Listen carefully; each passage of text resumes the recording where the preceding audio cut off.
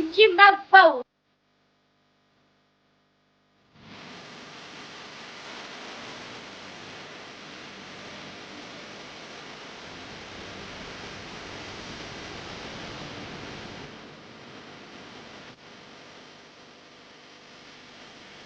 Court is in session with Ryan in Sacktown on If You Don't Like That. Now, Ryan in Sacktown. Oh, must be Rhino.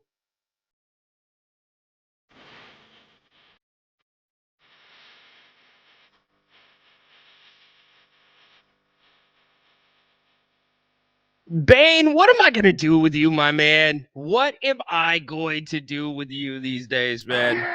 Here we go. It is a Thursday night football day. You guys ready for some football again? Welcome into the King's Court. Ryan in Sacktown with you. Big day in Northern California.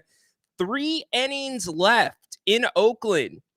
3 innings left for the Oakland A's for sports, professional sports in Oakland. Crazy. We've got that in the rundown. Also, big news coming out of Sac State. We're going to talk about that as well.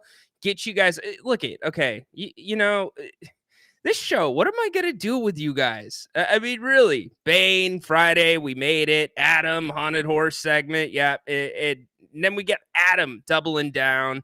He's probably not going to be here tomorrow. Adam, are you going to do a segment from SmackDown here on the King's Court? You do have commitments, Adam. You know, the King's Court sending you to be the correspondent in Oklahoma City. Let me know, buddy, but a lot going on. In fact, Grant's going to be back tonight, 8 o'clock, or not 8 o'clock. What am I saying? He's going to be back at 4, getting you ready for Thursday night football. Dallas Cowboys. Yeah, get ready for a big dose of this. Yeah, here we go. You're going to get that and Al Michaels. The kickoffs. Yeah, why do you even do the kickoffs? What? Kickoffs? It makes no sense. Just put the ball in the third. Yeah, you're going to get a lot of that tonight. That's okay. I expect it to be a good game. In fact, I'm going Giants in this one. And I think there's actually some really good games this weekend that we'll break down as well. A lot going on, too, in college sports. You have another player redshirting, a 5-star commit at USC, D lineman. Nope, backing away from the table. And another guy leaves UNLV. Does it have to do with NIL? Probably not. It was a running back. But that story continues to develop. We were kind of on the front end of it yesterday talking about this is just the tip of the iceberg. It really is. These are going to be precedent-setting moments in the NCAA with NIL, how schools handle this going forward. Anyways, Grant back 4 o'clock today. Make sure you're here with him. He'll be taking your calls. And we're brought to you by Bennett's Westside Grill. You guys know that. Get to bennettsrestaurants.com. Make sure you make your reservations for brunch this weekend. They got the special going on. I know this guy's excited, not for Bennett's, but he is excited for Sac State. We've got a lot to talk about with Sac State, Doran. I was surprised by that news. And congratulations, too. I still think your eyes are a little bit bigger than your stomach reaching for the Pac-12 right now. But definitely a big day for Sacramento overall. I mean, the fact that you're going to get your football stadium, at least 25,000 seats. We'll do a full rundown of that. It makes you think this thing. I speculated last night that it was not something that was well planned out because Dorian, they were in the process of doing renovations, right? They're renovating the basketball. Do we call it an arena? They're renovating the gym for the sports that are held in there. But then they were going to start renovating the current football stadium by removing the seats that are temporary. It's temporary stands, basically. They've been there for as long as I can remember, going back to Gold Miners games. And now all of a sudden, it's a new stadium. How did we get here? And they've already got a firm that's handling it. So incredible stuff by them. Now, are they putting the cart before the horse? Is this too soon? Is this something that should have been a little bit more strategically planned? Really, I don't know. We can talk about it. Dorian, I want your opinion on this. You're a Sac State football player. How's that set in? Obviously, we're always open to taking your calls. You can pop up here, and the boys and the girls in the chat love when we get calls, because then their chat goes on the screen and all hell breaks loose sometimes. We'll try to keep it in control. I didn't get to my wrestling take yesterday. I do want to talk about the Vince McMahon documentary or docu-series that has been released on Netflix. I am through 3 episodes, and so far, the second episode blew me away. It absolutely blew me away. We talk about Phil Mushnick all the time here on this show. Phil Mushnick, I had no idea he was so heavily involved in going after the wrestling industry and Vince McMahon. And to a degree, maybe he was ahead of his time on some of the stuff that was going on there, depending on which side of the aisle you're on when it comes to what's going down right now with Vince McMahon, current allegations, etc. So let's get to the headlines right off the top. The A's right now, 3-1 lead. Texas just got their first run in this one. Down to, they're in the 6th inning. So you got 2.5 innings left of Oakland A's baseball. And in typical Oakland A's fashion, check out the news report from this morning. And all the respect in the world to the Oakland A's fans, I'm not going to sit up here and give you a monologue about the A's, because I was never a big A's fan. Yeah, there was this one time where back in the day, kids, if you're younger and you happen to stumble upon this, we didn't really have the internet. So when it came to contests, it was radio contests, and it was things that you entered from magazines where you mail stuff in. My grandma used to enter every contest she saw for us, and she won 40 tickets to an Oakland A's game. So I ended up taking our entire class. It's in elementary school. It was a great time. It was when the Bash Brothers were playing. So my memories are very scattered of the A's. I know some of you are diehards, and being there over the last 3 days has meant everything. We listened to Greg Papa yesterday, his emotional memories of his last night at the Coliseum. But this was the Coliseum this morning, and much respect, again, to the Oakland A's fans. They were getting to the parking lot before the sun even came out. But in typical A's fashion, A's are going to A's. Oh, no. Whoa, that's a problem. Bane, I need my tech guy, Bane. That was a problem. Here's the drop. Fans starting to line up on the other side of the gate here behind us. We also heard from the parking manager, and they are considering opening up the gates 1 hour early because of the amount of people they are expecting to be here for the final home game. Now, it is sold out today as fans prepare to say their final goodbye to the Oakland A's. Emotions were running high for the final night game for the A's last night. Thousands of fans showed up only to see the A's get crushed by the Texas. So nice of the Oakland organization and John Fisher. I mean, it's not like they haven't had an entire season to plan for this homestand, knowing it would be the last, but in typical John Fisher fashion. So nice of them on the day of the final game at the Coliseum, when fans are showing up before the sun even comes out. Well, let's consider opening the parking lot an hour earlier for those fans that want to spend as much time next to this building and next to these players as possible. As much time soaking in memories that probably for some A's fans are their first memories when it comes to baseball and sports. You got to be kidding me. Considering opening the parking lot an hour early. We didn't think about that. And anybody that's been to the Coliseum, you know how big of a mess the parking is there. It is bad, and it is expensive too. Jay, hang on. I'm going to get to you in a second. So right off the bat, A's 3-1 right now, middle of the 6th inning. I'm sure you guys are going back and forth watching that. Christian McCaffrey, other big story going on. We talked a little bit about it yesterday. He's in Germany having his Achilles checked out. Now, remember, it's an Achilles strain, Achilles tendonitis. This entire situation has been a little bit confusing when you look at the timeline. He's in camp and then he's not fully participating. And then all of a sudden he's doubtful for week 1. And then he hits the IR. What the hell's going on, right? Well, why is he in Germany getting his Achilles checked out? Well, Grant Cohn and his father Lowell, who have followed the Niners for years, addressed the topic earlier today. Here's what Lowell had to say. He spoke with a doctor too. McCaffrey is seeing a specialist in Germany for Achilles tendonitis. What does this mean? The doctor wrote back, that is interesting.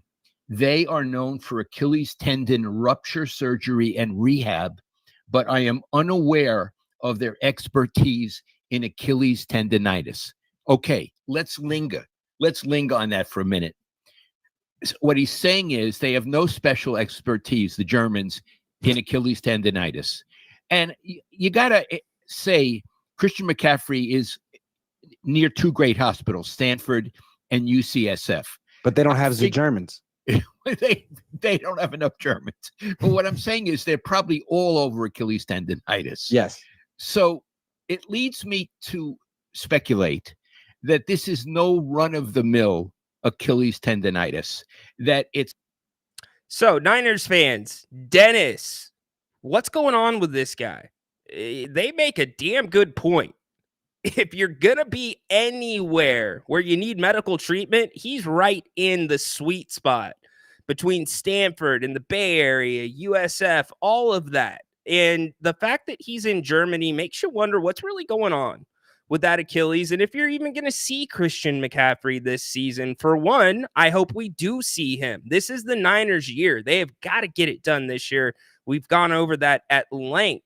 But how are you feeling about this situation? It's really interesting. Kyle Shanahan has not given complete answers at times when it comes to Christian's status. So that is going on in Niners land. And by the way, Niners land, you've got a massive game this weekend. I'm not saying that the season's on the line, but if you lose to the Patriots and the Seahawks beat the Lions in Monday Night Football, and I'm going to talk about that game a little bit later, that's a 3-game lead in the division this early in the season. And your schedule, Niners fan, picks up significantly after week 5. And remember, the New England Patriots throwing the ball, awful.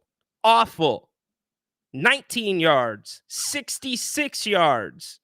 That's their throwing, passing in the last 2 weeks. Not good. Derrick Rose. How about this? Derrick Rose is hanging it up. Ex-NBA MVP has decided to retire, and I think it's a great move by him. He special. Is that how you describe him? You remember when he first came into the league? Absolutely incredible. It was fun to watch him play. I think that's when our cable services still had WGN, and you would get some Bulls games here and there. But that streak that he went on, that was started in Chicago and then goes into Milwaukee, everybody was just hanging by a thread watching Derrick Rose. Now his career, certainly some feel there was some game left on the table, a lot of that due to injuries, but Derrick Rose hanging it up. Rose on social media that he is retiring from the NBA after 16 seasons. The Inglewood native was drafted first overall by the Bulls back in 2008, where he won Rookie of the Year before becoming the youngest MVP in league history. As part of his announcement, Rose actually took out some full-page ads in each of the markets he's played for, thanking the game of basketball. And in that statement, Rose says, "Thank you, my first love. You believed in me through the highs and lows, my constant when everything else seemed uncertain. You showed me what love truly meant." It goes on to say, "You introduced me to new places and cultures that a kid from Chicago could have never imagined. You taught me that every loss was a lesson and every win was a reason to be grateful." Rose ended it saying, "You told me it's okay to say goodbye, reassuring me that you'll always be a part of me no matter where life takes me." So congratulations to Derrick Rose on a hell of a career. Some of you Kings fans, the second that he was released, you're hitting me up. Rhino, should the Kings get Derrick Rose? No, not a chance. So anyways, this I'm going to save, but the Shohei Ohtani 50-50 ball. One, it's already up for auction. It's scheduled to start being auctioned tomorrow. Two, somebody is suing, saying that the ball was stolen from them. Yes, there has been a lawsuit filed in Florida about this. So I want to get into that a little bit more. We'll talk about that. Brett Favre diagnosed with Parkinson's. Really bad stuff there. He was testifying in DC and disclosed that as part of his testimony. Probably heard about that. Also, a great one of the great Vikings quarterbacks also has announced he has dementia. So a lot going on with football players, and it brings you back to Tua Tagovailoa. What's he gonna do? What is he gonna do? UFC. How about this? Antitrust lawsuit. They have reached a new settlement, $375 million. Now, the first settlement was thrown out by the judge. The judge said, nope, I don't think that's sufficient. They've now hit 375, agreed on that. They will go back in front of the court to try to get that settlement approved. But a big deal. Probably changes to a degree how Dana White handles his fighters. And this has to do with, and we'll get into it a little bit more later, really fighters' rights and monopolies, et cetera, et cetera. But this is why the NFLPA you have the NFLPA. This is why you have the NBA Players Association. Fighters, wrestlers do not have unions or associations. And that can get a little bit hairy for those athletes and those promoters. As I said, let's get up in here on the phones. Jay, what's up, my man? How you doing, Rhino? Great, dude. It's been a while. Yeah, I've been busy with school starting back up and everything, but doing good. Yeah, I heard about you were mentioning the Sac State building a new stadium earlier, I believe, when I came in. Yeah. They're not getting into the Pac-12. No, they're not. I'm just gonna. That's a very, very. That's not happening. Yes. The Mountain West would be a great. That should be their plan A, because if they think plan A is Pac-12, it's just they start packing your bags, because yeah. So Mountain West would be great for Sac State, but I really don't think they would even make it into the Mountain West. I don't know when the last time a California State University has been in the Mountain West. Do you recall any? Yeah, San Diego State. Is that's a CSU? Yeah. Is that the only one, though? Or San Jose State too, right? San Jose State, yeah. Okay. So you've got a lot of state universities that are in the Mountain West, or were in the Mountain West. Colorado State, I know they're on their way out. Fresno State. Yes, Boise. Boise State. It's comprised of a lot. And before that, you only had a couple of, what do you call them? UC schools or whatever. What we call UC schools, like University of Utah was in the Mountain West. Now they're Pac-12. Air Force, etc. Okay. The Niners thing is pretty interesting. I wanted to bring that up quickly. Yeah. I didn't know McCaffrey went to Germany for his Achilles. To me, that does sound a little concerning. I'm not a Niner fan, so I don't care. But I am a fan of Christian McCaffrey. I think he's a great running back. So that's a little bit concerning for sure if you're going to a specialist out of this country to go get a checkup. It's probably more serious than what they're reporting if you have to go do that. As you mentioned, Stanford's right there, and forgot the other school, UCSF, I believe. Yep. But I don't think the Niners really have much to worry about right now. It's very early on in the season. I think you need 9 wins to make playoffs, right? Pretty much 9 wins. I think they can do it. Last week they had a bunch of injuries, and they honestly should have closed that game, and they didn't. Debo's out, Kittle's out, but I think they'll be fine. I still think they're a powerhouse team, and I think they're a top 5 team right now in the NFL. You can look at records, whatever you want. I mean, you can look at the Baltimore Ravens record right now. Sure. Only 1 win, but it's very early on. And like I said, you only need 9 wins. This isn't like the NBA where it's an 82-game season and you're 10 games down. It shouldn't be that difficult for teams with great quarterbacks and great weaponry around them to achieve 9 wins. But I really wanted to ask you, since it's training camp. Yeah. Sacramento Kings. Grant might disagree with me on this.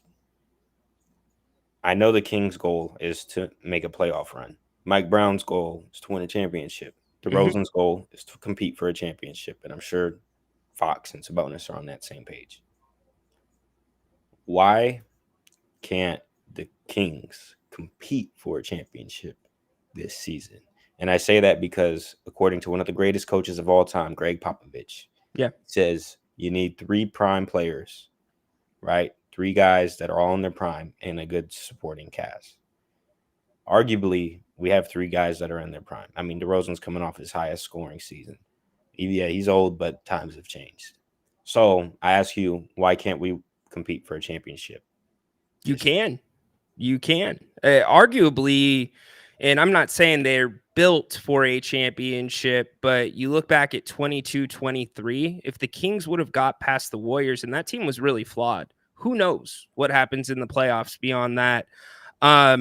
But look, I just, Jay, the thing that worries me, the 2 things you mentioned, the coaching, this has to be, and you and I have had this conversation many times, this is going to have to be a much more structured offense. The Kings are now a half-court team on the offensive side of the ball. And so how the team adjusts to that, you can't play a free-flowing style where you're not calling plays. He's got to adjust there. But also the basketball IQ, it just has to go up. Like, it doesn't seem like this team has a lot of defined roles, you know? In Sabonis, he's the rock, right? He is your motor. He's the one that's going to bring it every single night. Not saying that Fox doesn't. Fox has had an excellent offseason. Talked to a few people close to him. One of his best off seasons that I've heard in years. But they've got to get roles going on this team. And it really comes down to the fringes with me. Can you get Kevin Huerter back playing at a good level? Kevin's working his way back to hopefully getting fully cleared. But, you know, in terms of Devin Carter, count him out. I think this is a redshirt year for him. But sure, absolutely. Anything could happen in the NBA. They could compete, but it would take a lot of magic and a lot of improvement on the basketball IQ side. Agreed. Like I've mentioned before, I really see one team that right now is clearly better than us, and that is the Boston Celtics. I think we can compete with anybody. And I'm not saying smoke every team by 20 points, but I think we can hang with anybody and everybody, and we can finish, especially with 2 of the greatest, or I should not say greatest yet, 2 of the most clutch players in the NBA. So, yeah, one of the things I'm so sick of hearing here in Sacramento is they're a matchup problem. And I understand, I say it all the time, but we need to shift our thinking, and the team needs to shift their thinking as well. They need to figure out how they become a matchup problem for other teams. Just because you're smaller does not mean that the other team automatically has an advantage. How do you use that to your advantage, being smaller, quicker? How can you exploit their weaknesses? And if the Kings start taking it to the next level, IQ-wise, game plan-wise, and everybody's bought into the same system, yes, they could be anybody on any damn given night. Yeah. You know, and I think, you know, I've talked about the matchups too. And I think a benefit with picking up DeMar DeRozan now is, although we may be smaller, right, at the 4 and 5 position, we also have a star now at each of the main positions. So we have a star at the 5, we have a star at the point guard, and we have a star at the small forward. You know, the shooting guard. I don't know if I'd say star. You got all stars. You've got a star and 2 all stars. You know, we got more than serviceable players at the main positions, right? Sure, absolutely. Run an offense. You know, I think that's going to help subconsciously, I guess you can say, with the matchups, being that we have facilitators at every main position. Any one of those guys can facilitate an offense. Yeah. So here, and I'll let you go with this. The best example that I can give from last year, that may carry over to this year with this team, is look at what happened when Keon Ellis stepped into the lineup and what it freed up De'Aaron Fox to do defensively. Steals went through the roof. The team defense got tremendously better. In fact, their net rating tripled the second half of the season, even though their record was not great. So now let's translate it to this year. You have DeMar DeRozan, and I'm going to talk more about the offensive side of the ball. You now have another facilitator, which frees De'Aaron Fox up to pick his spots and get to his spots and takes that burn rate down. Same thing with Sabonis. It takes the ball out of his hands so much and puts his butt back down low where he belongs, where he thrives. Yeah, he's going to, especially with the DHO, he'll be a lot closer to the rim now. He won't have to run a DHO, I'm assuming, as often. Yeah. Which, he's a double-double machine. So, yeah, we're going to get those Amen. rebounds that we need. Amen. Well, don't be a stranger. Good to hear from you. Hope school's going well, brother. All right. Thank you. All right. That is Jay picking us up on a Thursday. Love it. That's the thing about DeMar. Everybody wants to talk about getting to the free throw line. Everybody wants to talk about his scoring, mid-range. Nobody is talking about his passing. DeMar is such an underrated passer, and I think that is what's going to unlock that next level for the Kings. And everything has to break right. I'm not sitting here and saying they can win an NBA championship. Do they have a chance to win an NBA championship? Yes, every team in the NBA has a chance to win an NBA championship. But if things break right and DeMar is able to unlock that next level, especially with facilitating, guess what? That gets Keegan Murray back to the corners where he set the NBA rookie record for three-point shooting. Guess what? That gets Kevin Huerter back to the spots, coming off of the screens because guys are going to be leaning off, doubling towards DeMar, and gets him the looks he was getting in 22-23. So it's the little things like that that I am looking at with this Sacramento Kings team, and it's exciting time. We've got Media Day coming up, training camp. Before you know it, October 24th, we'll be here, Kings and the Timberwolves.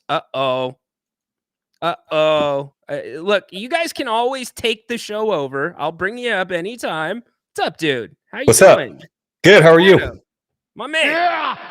Yeah. What's going on? Dude, just getting ready for tomorrow, man. Are you excited? So excited. Tell everybody what you're doing. I'll be at Friday Night SmackDown in OKC tomorrow night. So I'm making the drive up there tomorrow morning and go hang out and fart around town for a little bit and then go to the show. Yes. Love it, dude. Get there early. Well, WWE shows are one of those weird things because if you get there too early, you're just standing in a line, right? You got to hit it just right. Yeah. Where you're not standing in the line for an hour and the line's already moving. Anyways. Yeah, I think like an hour or so early wouldn't be bad. I mean, I guess I got nothing else really to do there. So yeah. And you're going to probably be on TV most of the night. Yeah, I will be courtside or ringside, I should say. Yeah. But yeah, so we'll be front row tomorrow night. So it'll be a good time, man. I'm excited for it. Sweet. What's going on, man? What do you want to talk about? Well, you brought up the Vince McMahon, the Mr. McMahon thing on Netflix. And I caught definitely the first episode. I fell asleep probably somewhere between the finish of episode 2. But I got another crazy theory. What else is new? Okay, so the question that kept going through my mind is why would Netflix, who's going to be having Raw on their network, post a defamatory show about the guy who founded this company, right? And I'm struggling to wrap my head around that. But Shane, I think in episode 1, or maybe it was the beginning of episode 2, said something to the effect of like, Mr. McMahon will be perceived however he wants to be perceived by the media. And I was like, what if this is like his final heel move? No. No, No. No, Adam. No. You just got Ron Simmons, my man. Come on. No. This is his last hurrah as Mr. McMahon. Like are you saying coming back to WWE? No. This is just his final heel story push that he's gonna throw out there. to keep his name out, Okay. So relevant. for those that haven't been staying up with this, Netflix dropped a 6-part docuseries on Mr. McMahon. It goes through basically Vince's childhood all the way through his exit from WWE. And there's been a lot of basically they filmed over 100 hours with some of the top talent, top names. But getting back to your point, Vince tried to buy this documentary back from Netflix. Yeah. Him and his legal team tried to buy it back. They didn't want it to come out. But there is one theme that I'm noticing through 3 episodes that they kind of hammer home during the steroids trial. It's the fact that life to him is a storyline. Like he lives his life in a professional wrestling world. We all live in the real world. No, our real world to him is a professional wrestling world. And that's where I think my mind went with it.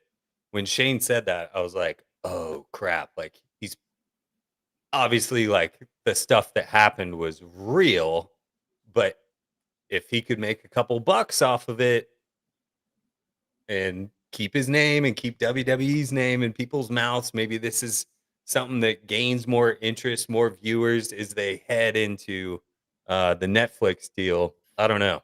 So I did talk to my buddy that works for the WWE, and I asked him a question, something that you talked about. You were like, well, why would they do this with Raw coming to Netflix? And it's pretty clear through 3 episodes, they're going to paint this as the comeback story in a completely different administration with Triple H and how things are being run and done ethically and the performers are taken care of and the schedule's right.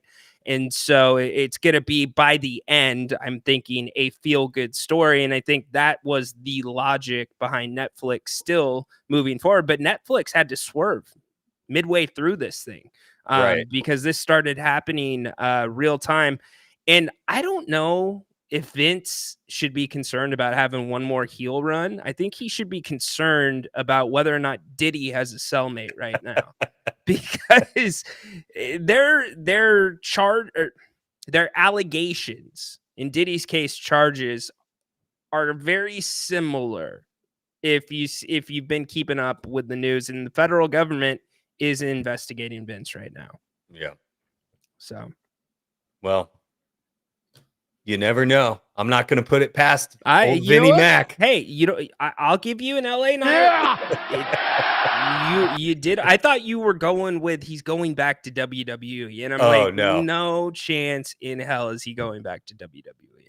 No, I think one more moment in the spotlight. I don't know. Anyway, maybe I'm overthinking it. It's all good, man. Cool. Well, are you going to podcast about your time at SmackDown after the fact? Yeah. I'll be here tomorrow for sure. Okay. It's the show doesn't start till 7, so we should have plenty of time to crank out, a little WWE segment tomorrow. Cool. Maybe if we go a little bit early, that might be cool. Yeah, we can go front end. That's fine. Cool. All right. And then we'll get this party started tomorrow. All right. Love it, dude. Thanks for the call. Yeah, thanks for having me. Yep, of course. Adam bringing the heat. I'm glad he brought up the Vince McMahon stuff. That kind of takes care of what I was going to talk about with Vince McMahon. Go check it out. Even if you're not a wrestling fan, it's a really interesting story. And I think the only thing that I was going to point out on top of that was that Phil Mushnick, New York Post columnist, and you either love this guy or you hate this guy. But he is definitely one of those people always seeking the truth, and he doesn't matter. It doesn't matter if he ruffles feathers. He is not afraid to stand up to some of the biggest figures in sports in the world.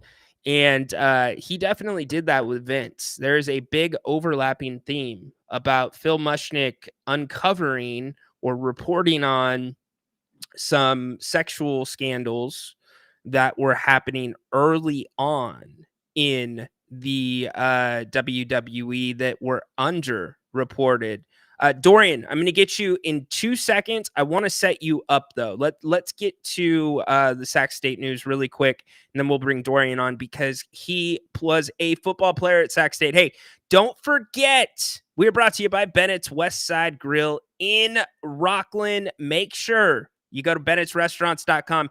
They have 3 locations. You know this: Sacramento, Roseville, Rockland, and the Blue Oaks Town Center. Happy hour tonight for Thursday Night Football, 2 to 6 o'clock. Sips and taste. They've got an amazing happy hour menu. 60 different glasses or 60 different wines by the glass. Also, weekend specials. Love them. Prime rib, Friday, Saturday, Sunday. Brunch special, 2 entrees, bottle of champagne, under $50. You can go to bennettsrestaurants.com also to get gift cards, read the menus, make reservations, book their private dining rooms.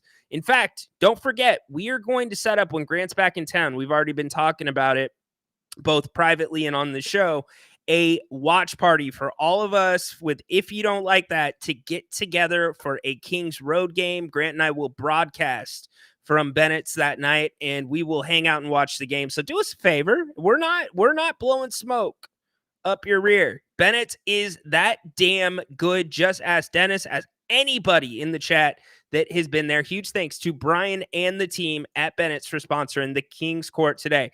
All right, so we've talked about Sac State over the last couple of weeks, their quest to join the Pac-12. I have maintained that's not happening. Not happening, not even close. I've said at best Mountain West, and even with the Mountain West, there are a lot of hurdles that they would have to hit, and that takes a lot of strategic planning. You don't just raise $50 million in NIL, $5 million for the transfer from FCS to FBS. It doesn't work that way. And so then today, the news comes out that Sac State, in really, to me, surprising news, because of this timeline, they announced they are building a new football stadium. Check this out. This morning, I'm immensely proud to announce our plan to build a new multi-use football stadium at Sacramento State.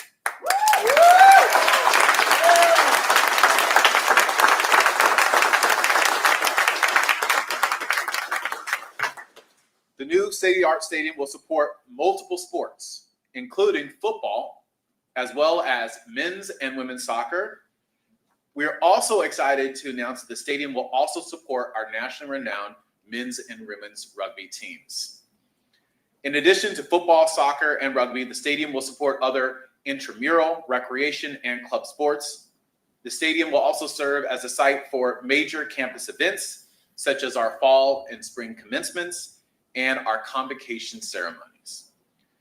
The stadium will also host collegiate, professional, and international competitions, NCAA championships, and concerts. This will be a place where the community can come together and celebrate together. This will be a stadium where teams can compete on a national stage and show the country the best of Sacramento State and the best of our city and our region. The stadium is a commitment to our belief that Sacramento has a spirit and passion to turn this city into a college football town. How about that? Turn this city into a college football town. So this new state-of-the-art multi-purpose stadium will be more than just an amazing home. Yeah, we talked about that. Oh, that's what I wanted to tell you. The campus has secured architecture from Populous to Design. The stadium, which will be constructed at the site of the current Hornet Stadium. Now, what's interesting to me about that is they put so much into that track. Is there any way they're going to be able to preserve that track? And as for commencement, spring, it's going to be hot, but nonetheless, still very exciting news for them. Let's see. The stadium will accommodate a minimum of 25,000 in feature. I'm reading from the press release here. A horseshoe design, including student sections, premium seating, and boxes. Renderings will be released in the coming weeks. So how about that, Sac State? Stepping up to the damn plate, making a bid to really step their game up. And speaking of stepping their game up, Dorian, my buddy right here, he was a football player at Sac State. You got the floor, my man. Hey Ryan, great to be on the show, brother. Yeah, And so again, as great always, you're here. man, congratulations on your success and keep up the Thank great you. work, man. I really appreciate what you and Grant do. So thank you so much. Before I talk about Sacramento State, man, I really miss wrestling. I know you guys have your wrestling shows and stuff like that. And Yeah, man, the Stone Cold Steve Austin, Booker T, that script was so amazing. I mean, every once in a while on Instagram, I'll see like these videos of when they went to the grocery store. the grocery store. That was amazing, man. And Eddie Guerrero, shout out to Latino Heat. You know, those are some good times, man. What's it called? The Attitude Era? Yeah, the Attitude Era. Yeah, Yeah. absolutely. Yeah, man. EX and all them. Yeah. Oh man, just such great memories, man. Well, it's some people call it a couple different things. There's the Monday Night Wars, but then the Monday Night Wars bled into the Attitude Era, so it goes both ways. Yeah, man. I wish I would. I wish I had a little bit more time to like focus and or to devote a little bit more time to wrestling because I know there's some really cool superstars. Yeah. Every once in a while, I'll see was it Rhea Ripley? She's like pretty popular now. Yeah. Yeah. So yeah, man, that's awesome. But shout out to Sacramento State. As a football alumni and stuff like that, I'm actually really not surprised, Ryan, that this stadium is coming into fruition because when Dr. Luke Wood, when he became president of the university, he really wanted to make sports a priority. And even back when I was playing football and back when I was a student, there were talks about, renovations and making the stadium better and then having commencement, at a much earlier time and not having to rely on Arco and then now Golden One for commencement. And I'm actually really not surprised because, President Dr. Luke Wood has already brought boxing / martial arts to the school. Right. He's obviously trying to make the nest and where basketball is hosted and indoor sports become more popular, and just Sacramento State as a campus, man, is growing. What's going on at the Well? I go to the Well every morning, so they provide an amazing alumni membership for people that are graduates of the university. I pay $35 a month, and I'm able to use the fitness center there. So it's really amazing. I'm still attached to the university. I love Sacramento State. It was one of the best parts of my life. Are you paying $35 for the equipment or the scenery? The equipment. Okay. the equipment, brother. Just making sure. Yeah. But it's really cool because I always, when I'm there, I just have so much like flashbacks of like, man, that used to be me, or like it just I have so much things that go on in my head during that time. But Sacramento State was such an important part of my life. But what they're doing with the Well, it's going to be really interesting to see how that's going to play out. Because the fitness center, and then you're going to expand the basketball court and make it much more visual and much more aesthetic, and make it better for the NCAA basketball players to play in, and gymnastics, all these different things. Gymnastics, they just got a whole new arena. They just got a whole new building for them to work out in too. Right. So Luke Wood is really trying to make sports a premier kind of destination for Sacramento State and for people that are looking to be a part of Sacramento State. But nonetheless, in regards to them joining the Pac-12, I don't really foresee this because the first year that Sacramento State won the Big Sky Championship in football was 2019. Right. I mean, it's only 5 years later, right? They need to win. Right. In order for them to be a Pac-12 team, Sacramento State needs to win. Right now, their record is 2-2, I believe. So, they've made the playoffs the last couple of years and stuff like that. But they need to establish winning as a tradition. Back when I played, we were terrible, right? But it was really fun, obviously, to play and do all that stuff. But, in order for them to be a Pac-12 team, besides the media stuff and how Sacramento's a big media market, they need to win. Second is people need to go to attend these games. Bingo. And Sacramento State isn't a college town, right? It's a commuter campus still. Yep. And even with the growing population of Sacramento State, there's much more cooler things to do than to go to a Sacramento State athletic event, the downtown life, the Kings, the Sac Republic.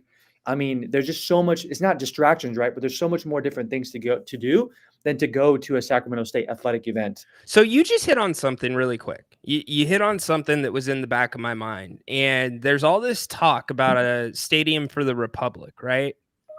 And something that crossed my mind, it's like, well, why wasn't there any thoughts about Sac State and possibly the Republic, or if MLS was going to be coming? I Yeah. know the situation with Qualcomm and SDSU ended because Chargers left and SDSU built their stadium. Yeah. But to me, like, to your point really quick, because Sac State over the last 5-6 years, their program has improved. And you know Awesome. this, I know this from San Diego State.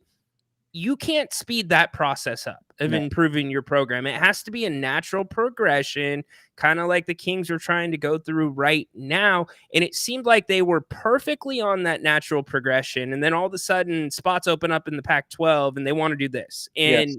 you can't do that. And so I like what Luke Wood's doing. Sure. He talked about having, I think, 15 or 115, 120 different panels of athletes that they brought in and talked Yeah. to Yeah. about what can we do better? What do you want to see? He's saying he Yeah. wants to have the best student section Yeah. in college football, which every school says, but I Sure. like the excitement. I like where the head's at. Yes. But at the end of the day, just what you said, there's got to be more than Sac State football. Exactly. You know, it's got to be more than that. So I wonder why, if this would have been more of a natural progression, Mhm. could there have been a collaboration with Greg, Luke, and Bill and Sure. Sac State coming together where it's going to be Sac State's home, but it's also going to be where if Sac gets MLS soccer, that's where they play too, because it would be the perfect setup for both. Yeah, no, I totally agree. And with the rising, I feel like every year there's a bigger class, bigger incoming class, bigger. Sacramento State is definitely becoming an educational place where people want to go. But nonetheless, Sacramento State is far along from becoming a college town. You have a lot of people from around the area that come to Sacramento State, but don't live on campus. It'll never be a college town, Dorian. It It's won't. not set up that way. It Not set can't up that be way. a college town. You've got Howland Fair Oaks, where Bennett's is at, right there. And on the other side, I guess the other side towards 50, Yeah. maybe. Yeah. They're trying to get a little more collegey over there where Sure. Uriah Faber has his gym, but Sure. it's not a UCSB. It's not a Chico State. Exactly. It's not Cal Poly Slow. It's not Davis. Those Exactly. are college towns. Yes, I would agree with that. Like I said, but it'll be interesting to see or and hear where the funding is coming from. Yeah, I agree. Years back, there was someone who gave a massive amount of donation who had no Sac State affiliation at all whatsoever, and he gave a big endowment fund to the university for improvement for the nest and for indoor sports, which was really amazing. I had just graduated, but yeah, I mean, students and people of Sacramento, they need to go to the games. I mean, if you're going to build a stadium with 25,000 people, but only 12,000 people are showing up regularly to games right now, that's going to look a little weird with so much stands, so much open. I mean, yeah, it'll be great for, commencements and not have to worry about, if the Kings are in the playoffs and, the overlap of graduation and Golden One Center, that'll be pretty cool. Because even when I was a student and I played football, a lot of people wanted to graduate on campus. They didn't want to go to Arco. It was cool to go to Arco, but people wanted to graduate on campus. Right. So I'm not really surprised with how fast this has sped up. But I think Dr. Luke is someone that has so much aspirations for the university. He really loves the students and he really enjoys, this is his alma mater too. So he has a certain passion for the university, which I respect. It's really interesting too with sports because football, the other indoor sports they play in the Big Sky, right? Soccer is in the Big West. Baseball is in the WAC, Western Athletic Conference. I mean, there's so many different conferences, Yeah. It'd be nice to have some unison. Like if the Sacramento State was a Pac-12 school, it'd be great to have all sports be in the Pac-12, right? Or if Sacramento State goes to, the Mountain West, it'd be nice to have a little bit more uniformity, But yeah, nonetheless, I think what's going on in Sacramento State is really amazing. And for the people or the alumni that have graduated there and to see the success and everything that's going on. And for the future generations that go to Sacramento State, I think they're going to have a really amazing experience in regards to all these different resources and aspects of the university that's really growing. It's really nice to see because, obviously, you as a San Diego State alumni and someone that played basketball, I mean, you've seen some growth and you've seen how different it is. And all these, so many really cool, successful people graduate from these institutions, man. Absolutely. It's really, really great to see. And it's really awesome to see because it allows you to really appreciate what you had and what you are what people are going to have. 100%. leave it better than you had it. It's how we always used to think of it. And really quick, like I understand like the progression. I said it already. You guys are on the perfect natural progression right now, Dorian. And so I don't even think that the stadium changes that progression. I think it's the right point to do it. But even the Mountain West is a stretch, right? And I could see the Mountain West making sense, but for the other sports, getting all in one conference, you guys don't have the funding to carry it. It's not there. And then the other thing, I see both sides, because you want to get into a conference like the Mountain West or a conference like the Pac-12, because then you have guaranteed conference games with good opponents coming to Sacramento. Right? Once every other year. And that stadium will be filled, at least halfway filled, by your opponents because those fans travel, right? So it's like it's this interim time for Sac State. If you don't make the jump to the Mountain West, if you don't make the jump, which we got to take Sacramento, take the Pac-12 out of your head. It's not happening. And I appreciate everybody that's pushing the narrative. I know Dave's been all over it and others, Jason Ross, but it's not happening. No. Anyways, but you guys got to get the stadium up, Dorian. You get the stadium up, and the next thing, and you know this from playing football, you don't just call up a school and say, "Hey, Alabama, do you want to come play at Sac State?" No, it's like, "Hey, do you want to do a home and home?" And usually it's those schools reaching out, and it's very, very rare for a Sac State or somebody like that to get a home and home. It's usually Alabama saying, "Hey, we'll pay you $500,000 to come play us, right? Week 1." And eventually you got to start having those games. And then once you have those games, then you'll start getting some of the bigger schools maybe to come here once, like San Diego State with their football program. They got Arizona State after like 4, 5, 6 years of lean times going everywhere else. That's the progression this has to take. And then you get into a conference, build your team, build your program, but it's exactly where it should be at right now. Yeah, totally. I totally agree, man. I remember enough. I don't know if I'm supposed to say this. I know we're live. You can't cut this out. But in fall 11, when we beat Oregon State, and my teammate Brandon Reed, he caught a touchdown and beat Oregon State. And then the next year we beat Colorado in Colorado. The university got around $250,000 per game for that. Because they're easy wins for these Pac-12 schools, right? Yeah. And we were coined as the Pac-12 killers. Because we beat those two teams, those back-to-back years. It was really awesome. It's really an amazing experience, man, to be in that kind of football environment, where, there's so many people there. It's like, oh my gosh, we're expected to lose obviously by a lot. And then we come in and upset these teams. It's pretty awesome. So Dorian, I can't relate to you any more than we are right now, because speaking of the progression, that's what it's about. Like for us at San Diego State, like we had Arizona come in my freshman year. And I was filming games my freshman year. I was just like barely practicing and stuff. But then my sophomore year, when stuff changed, we got to go to Texas Tech, right? And you're playing in a arena as big as Arco Arena. The fans know all the the fans that are behind our bench know all of the guys that are on the team and talking crap. It's those experiences when you're a small school in your building that you thrive on. And guys like you that are alumni, that's the shit that you share with the next group or the group in front of you. And then they get to do something better. Like the guys that were after us, they got to go play Kansas at Kansas, right? And you build and build and build. And that's where you get to where you want to be. So share those experiences. Like that's exactly how a program is built. Bingo. Yeah, totally, man. I'm super excited for the university. And to answer Patrick, what's up, Patrick? And what's up, Adam? What's up, Dennis?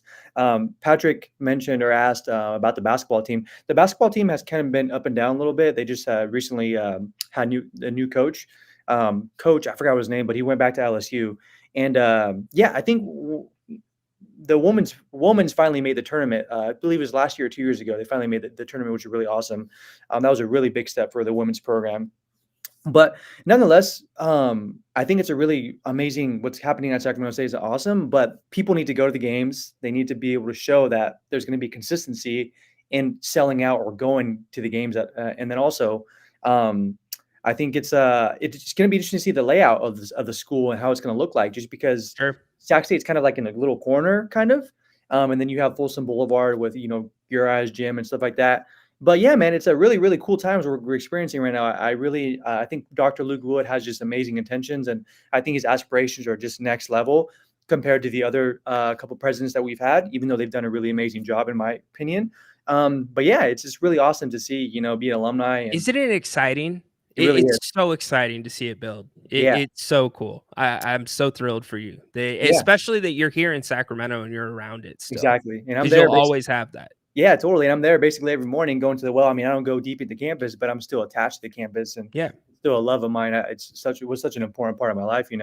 I went to San Diego State one time. I was going to go be a strength conditioning coach, and I was going to go do my master's. And I went to the weight room, and San Diego State was so nice, man. I mean, man, what talk about eye candy? Like, oh man, such a beautiful place, brother. You went to an amazing layout Yeah, school. It's like right up in the hill. It's really cool. it's gorgeous. Did you go to the rec center, or did you go to the athletic? The rec center wasn't very, very nice. It looked kind of like a kind of dungeon, kind of. I don't know if that's a really good word to describe it, but I wasn't really impressed because coming from the well, the well was built in 2010, and I got to use the well for my last year of college, and man, it's so big, it's so much stuff, and I feel like Yeah. San Diego State just wasn't as cool. Yeah, the arc is pretty basic, but Yeah. the new facilities that they like Jacobs Hall Okay. that was built just for the basketball program, Yeah. freaking unreal. Yeah, I bet. It's unreal. But yeah, no, it's beautiful down there, and the scenery definitely is not bad. For sure, for sure. My dad, I'm gonna get in trouble for this because I know my mom listens from time to time. Yeah. My dad was moving me in freshman year. Yeah. To the dorms. Yeah. And I was on the second floor. My dad just got stuck in the stairwells so many times, and I don't even think he was moving, and he's just looking around. Yeah. Because you had girls that were living across the hall from you in our dorm. It For sure. was, wasn't like a male or a female dorm. And he That's finally turns to me, Dorian, and he's like, I'm paying for you to live here. Like, are you serious? That's awesome, man. So, but So yeah. many good experiences. That's so cool, man. It's crazy to see, now I'm 31 now, like to be older and to like see these things, like it's really unique for everyone that goes to college or is watching or even thinking about college. I mean, it's not for everyone, but you make it what you want it to be, joining clubs and maybe you get to play sports and stuff like that. But it's such an amazing experience, man. It's Amen, brother. really awesome. Yeah. Good talking to you, man. Same to you, Ryan. Appreciate you, man. Keep up the good work. Be well, Dorian. Dorian, bringing it. Love it. Absolutely love it. So there's your Sac State segment. Dennis, my man. Dennis, you have not been to a Stockton Kings game. You got to get down there, Dennis. Get to Stockton, my friend. Here's why. This is why I say get to Stockton, especially last year. You missed out last year. But they put on a really good product. You can be close to the court for a much cheaper price than you will pay in Sacramento. And if you have kids, by the way, it's perfect for your kids because there'll be a name or two that they recognize if they're Kings fans. And on top of that, it's I don't want to say it's intimate, but it's awesome. It's so interactive. I love covering the Stockton Kings. Love it, love it, love it. We'll be doing it again this season. Go back. I did a podcast last year about the experiences down there, but get down there. Get down there, Dennis. You do not want to miss that. Let's see. Haunted Horse hopping in. Just got here. How many times has Ryan been wrong so far this show? Donut, my friend, donut. In fact, let's get you an update on the A's. 9th inning. A's up 3-2. 3-2 in the 9th inning. If you want to go check that out, check that out. I had so many more things that I wanted to get to. Yeah, exactly right now. So we're going to sign off the air. Go get you some A's. Get a little break. Come back. 4 o'clock. Grant's going to be right here getting you ready for Thursday Night Football. I've got the Giants tonight, if you're wondering. I've got the Giants. The Cowboys, only 1 sack last week.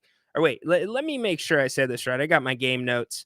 A couple of stats that stick out for me. You've got 2 guys for the Cowboys that are doubtful in the or in the defensive backfield. I think that hurts them. Although the Giants have a DB out that is really important to what they do, Jenkins, I believe. So I think that will balance out. Now, What I think is going to be the difference in the game is the Giants' run game. Danny Dimes has had 2 games with over 100 quarterback rating, by the way, over 100 quarterback rating, which is different for him. He's only taken 2 sacks, though. Only 2 sacks last week and 1 the week before. That was the stat that I wanted to tell you. The offensive line right now is playing really well for the Giants, or at least in the last couple of weeks they have. And conversely, the defense for the Cowboys has been awful. The last 2 weeks, they've allowed a league high 7.7 yards per play. Their secondary, as I said, banged up. That's going to play into it. And they have gotten no pass rush whatsoever the last couple weeks. So to me, I think that, in fact, last week, 0 sacks. The week before that, only 1 sack. I get the Giants probably don't have an answer for CeeDee Lamb. I get it's a divisional game, but I've got a feeling tonight that it is going to be the New York Giants winning this one. Not saying that just because I work with Grant. So anyways, Malik Neighbors going off. We'll see. That's the other thing. Remember when we were doing the pregame for Monday Night Football? And I got to get out so you guys can get to the A's game. But you remember when I was doing the pregame for Monday night with Grant, and I said, look, Jaden Daniels, how many times is he going to be on national TV, Monday Night Football? He's going to ball out. He did. And I think Malik Neighbors will do the same tonight as well. So Adoree Jackson. That's right. He is questionable. So there you go. All right. Make it a great one. Be back 1 o'clock or 4 o'clock for Grant right here. He'll get you ready for Thursday night football. You'll also get a rant with Grant brought to you by our newest sponsor, EDH Motors. So make sure that you tune in for that. You get to choose Grant's rant. All right, make it a great rest of the day. Enjoy the last couple innings of Oakland A's baseball. They are up 3-2 with 1 out in the 9th. Appreciate all of you. Make it a great one. Be back 4 o'clock. Grant right here on If You Don't Like That. You know the ending. Go Kings. Light the damn beam. Court is dismissed.